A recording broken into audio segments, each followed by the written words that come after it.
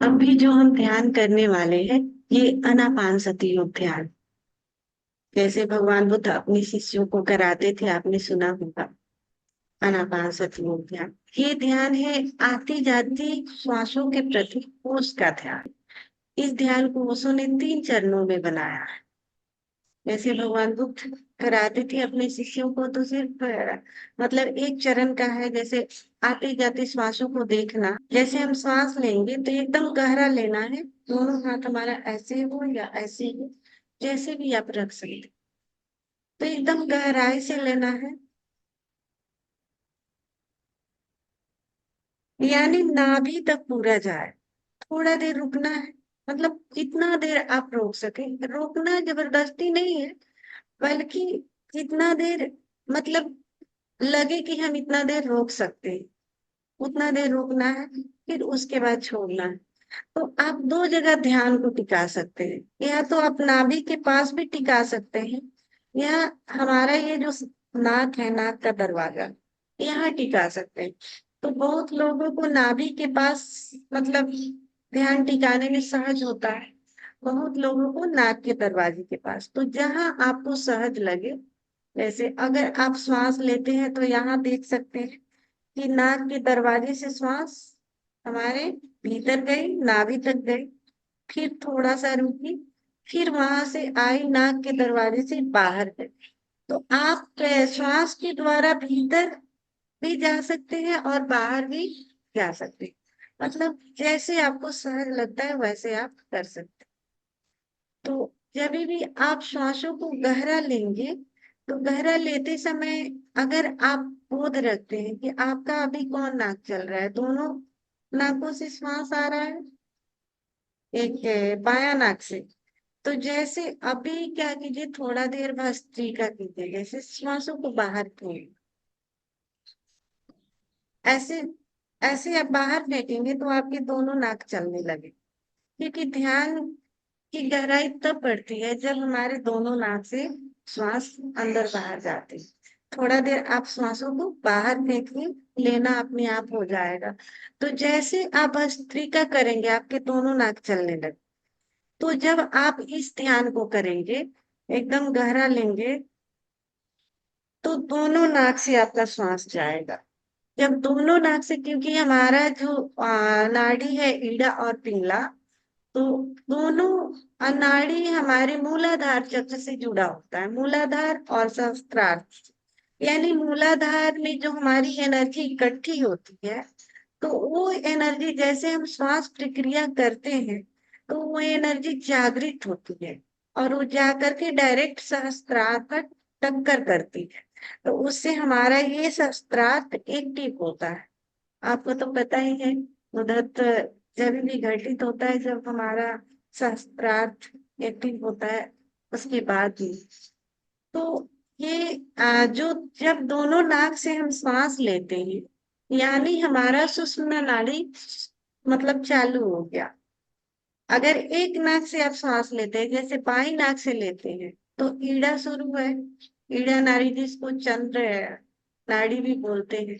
अगर दाई नाक पिंगला नाड़ी से श्वास लेते हैं, इसका मतलब है कि पिंगला नाड़ी चल रहा है आपका, यानी ये सूर्य का प्रतीक है। तो एक नाक अगर चल रहा है, एक ही नाक से श्वास अगर बार बार एक ही नाक से ले रहे हैं, तो इसका मतलब है कि आपके जीवन में बैलेंस नहीं होगा, मतलब संतुलन नहीं है। इसलिए दोनों नाक से साधक को मतलब ध्यान में अक्सर ऐसे अगर कोई काम कर रहे हैं, तो उस सांसों का अलग अलग विज्ञान है कि कौन नाक चलेगा तो क्या प्रभाव पड़ेगा, कौन नाक से श्वास चलेगा तो क्या प्रभाव पड़ेगा। तो इसका एक अलग विज्ञान है। लेकिन ज्यादातर अगर साधना कर रहे हैं, आप ध्यान में मेडिटेशन कर रहे हैं, तो उस समय दोनों नाक से श्वास आना जरूरी होता है। अगर दोनों नाक से आप श्वास को लेते हैं, तो मतलब आप बहुत ही सहजता से गहराई में चले जाएंगे। यानी जब भी हम दोनों नाक से सांस लेते हैं, तो आप फील करेंगे कि आपका शरीर ऑटोमेटिक, आपको शांत नहीं करना पड़ेगा, बल्कि आप शांत होते चले जाएं। आपको लगेगा कि हम जैसे ऐसे हम शिथिल करते हैं ना, कि शरीर शिथिल हो रहा है, श्वास शिथिल हो रहा है, लेकिन आप फील करना, जब आप दोनों नाक से श्वास लेना शुरू करेंगे तो अपने आप आपका शरीर शिथिल होते चला जाएगा, शांत होते चला जाएगा। आपको लगेगा कि हमारे शरीर का कोश कोश शांत हो गया। अब जब तक कोश कोश आपके बॉडी का शांत नहीं होता तब तक ध्यान की गहराई नहीं बढ़ती। यानी ध्यान में अनिवार्य है कि हमारा शरीर पूर्ण रूप से शिथिल हो जाए, पूर्ण रूप से शांत हो जाए, तभी हमारे ध्यान की गहराई बढ़ती है। तो पूर्ण रूप से जब शिथिल होता है तो आपके शरीर में कोई हलन चलन नहीं है। जब हलन चलन बंद हो जाएगा तब आपके शरीर का भार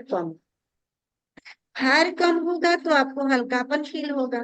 जब तक भार कम नहीं होगा, हलन चलन होगा, तब तक हम वो जिस घटना के लिए हम ध्यान करते हैं वो घटना नहीं घट पाएगी। यानी घटना क्या घटती है, जब भार कम होता जाता है तो हमारी चेतना और शरीर के बीच एक गैप, आपको एक दूरी महसूस हो।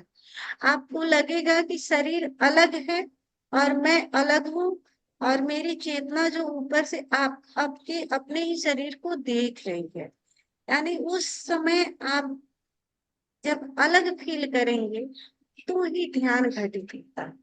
तो इसलिए ध्यान में कभी भी शरीर जब शिथिल होता है, शून्य होता है, श्वास शिथिल हो जाती है, तभी ध्यान में घटनाएं घटती हैं, उसके पहले नहीं घटती।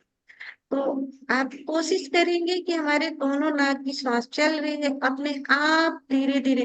पूरा बोध अगर आप यहाँ लगाते हैं नाक के दरवाजे के पास, आपका पूरा ध्यान यहाँ मतलब एकाग्र होता है, तो आप धीरे धीरे पाएंगे कि शिथिलता बढ़ते चलेगी।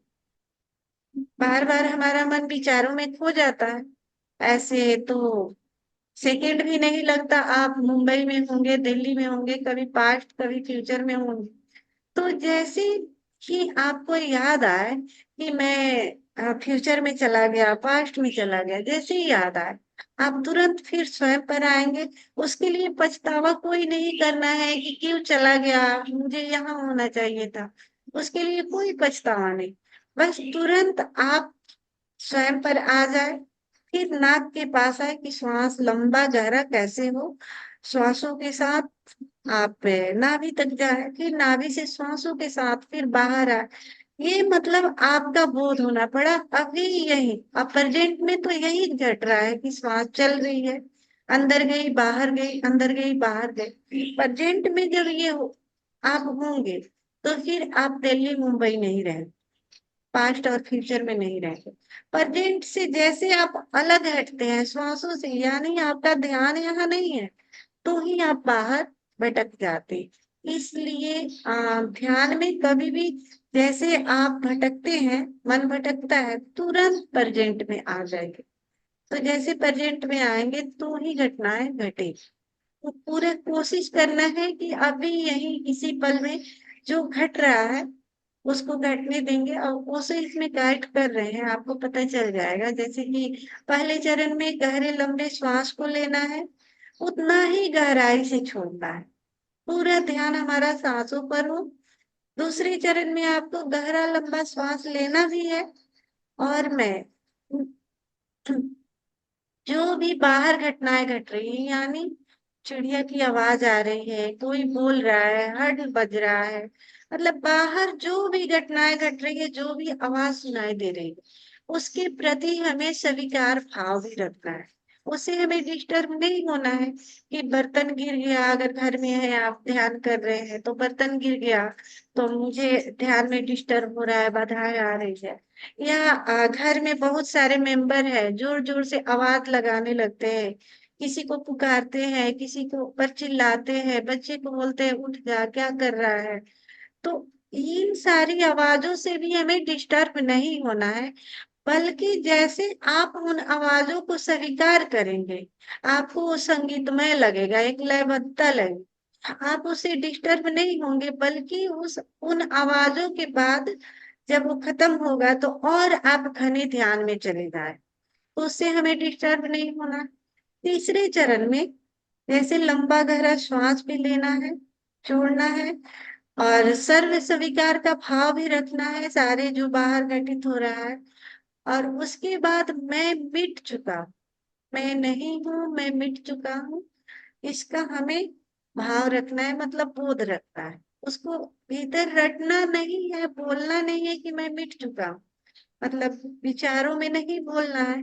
बस उसका बोध करना है कि मेरा शरीर मिट चुका है, मैं मिट चुका हूँ।